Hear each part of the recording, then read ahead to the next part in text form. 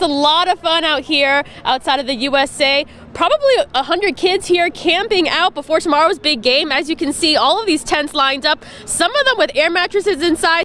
Can you give me a brief history of the home we're in? It's so grand, it's so ostentatious. Is this what the owners envisioned when they were building this home? It's a day of friends, family, and tacos, and this is all for their friend Jeremy.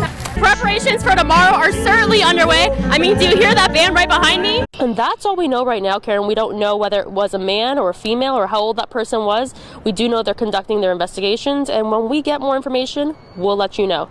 Karen. All right. Thank you, Melanie. Karen and Abner, the testing site here at UMC is closed for the night, but I was here earlier and I spoke to Dr. Craig Barker, who's in charge of the testing site, and he told me that between today and yesterday, they tested more than 1,000 people. Read in federal court documents that it said your son breached the Capitol. What's your response to what the federal court documents say? He didn't breach If you missed how to register to get your detector, head to kcbd.com to find the story, and we have the information and links right there. We're going to have live coverage tomorrow on our daybreak shows as you're going to work, as you're going to school. So many extra elements making this search and rescue effort extremely difficult for crews, including the heat. Today here in Surfside, it's nearly 90 degrees. These businesses have a lot of work ahead of them. Yeah, Abner, they have a lot of work ahead of them. In Texas here, if 51% or more of your business's sales come from alcohol, you're considered a bar, and now some bars are trying to prove to TABC their sales went down. Children who are admitted, are they anywhere from like 2 to 18, 8 months to 18, or I don't know, what are the ages? Yeah, no, it's a great question. Now, for several hours tonight, investigators were combing the scene behind me where the stabbing took place just to find any clues to help with this investigation. Joined us now to explain. Melanie?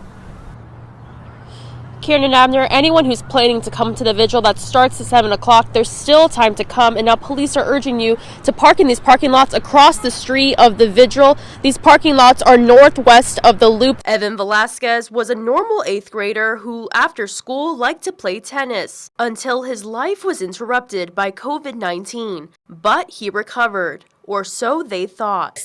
His stomach was hurting. He started to get a rash, and so I took him to the ER that night. And then he just progressively got worse and worse and worse. And by Tuesday, he had 105.5 fever, very, very, very sick. Doctors diagnosed Evan with MIS-C 1 week after battling COVID. The CDC says it's a new COVID-related syndrome for those approximately under 21 years old, and doctors are still learning much about it. It attacks different organ systems, sometimes weeks later, and requires hospitalization. Dr. Laura Johnson, a pediatric hospitalist, says the most prominent symptom is fever, but there are many clues like Their skin, their GI system, the heart, the lungs, but there's actually a wide variation that we see in how kids present. Dr. Johnson says MIS-C is very serious. We'll have some kids, unfortunately, being more ill after a COVID infection. The Texas Department of State Health Services says 1% of the kids who get it die from it. For Evan, it landed him in the pediatric intensive care unit for 5 days. Dr. Johnson says some patients don't even know they had COVID in the first place because they were asymptomatic. Doctors told the Velasquez family that Evan could possibly end up with congestive heart failure. Just pain where everything was like on my body, really. He had a central IV heart monitor, sensors all over his chest. They probably thought he was gonna, I don't know, they didn't know if he was gonna make it or not. His doctor wanted the family to prepare for the worst. Then suddenly, there was a dramatic change. The next morning, everything started trending down in the way that they wanted it to. A chance for his body to recover. Now Sheriff Velasquez wants all parents who have kids with COVID-19 to keep a close eye on their kids afterwards to make sure other symptoms don't develop like they did for Evan. Technically, Evan has recovered from MIS-C, but problems linger. We are still following up with the cardiologist. I'm definitely not back to normal, but First month that we were back in the house, if you hugged him too tight, he'd tell you. Yeah. Now, months later, Evan still suffers pain and fatigue, but is grateful that he's back in school. A good soul, a loving man. Myrna Dela Cruz, George's wife, is mourning the loss of her husband of 6 years and saying it's a loss for the Lubbock community. You know, everybody knew George. Everybody knew the way he was, his kind heart. If you had a problem with keys, George was there. George spent a week in the hospital due to the coronavirus and then passing away from pneumonia and a blood infection on Friday, one day after he was released from the hospital. She added in the past 6 months, he was having health problems that impacted his walking and eyesight. He went real fast. I'm just glad and grateful that he saw his kids, you know, before he did pass. Now Myrna says the key to George's life was being an awesome boss and being a helpful businessman to his customers. He would come over here and he would look at, well, everybody said they can't do it, but he would do it. You know, but there's a lot of locksmiths that, you know, they all appreciate for what George did for them.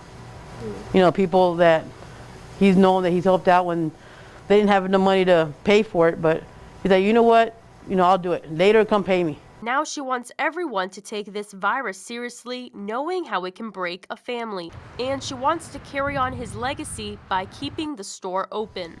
That was his baby. Melanie Camacho, KCBD, News Channel 11. This is Rebecca Gregory. She's a mother, wife, and she's also a Boston Marathon bombing survivor. It's still with us. She's one of the 16 people who lost a leg that day. Since then, she's been making milestones, and she's telling them in her new book, Taking My Life Back, my story of faith, determination, and surviving the Boston Marathon bombing. I had to write the book because I feel like everyone has life blow up in their face all the time. And whether they're at a marathon or something else happens, and it's all in what you do afterwards. In a chapter of the book, she writes about how the tragic day almost took the life of her 5-year-old son, too. But it would be Rebecca who unintentionally stepped in to help. So they say that because my body shielded him, I was between him and the bomb, that's what saved his life. There's no words to describe that. In the past couple of years, Rebecca has been making moves. She got a new leg, naming it Felicia. She got married to her college sweetheart, and they even welcomed a miracle baby girl named Riley. Doctors told me it would be very hard to have another baby, and now Riley is 11 months old and thriving, and we're getting ready to celebrate her first birthday. It's this positivity that made people want to wait in line for Rebecca's autograph and even a hug. Each of those moments are so healing, and I can't put them into words because for every person that I try to inspire, I get inspired tenfold. This was the last stop for Rebecca on her tour, and now she says she's ready to go home. I've been so blessed to meet so many amazing people, and this is the end of it, so I cannot wait to go home and get my leg off and just chill for a week.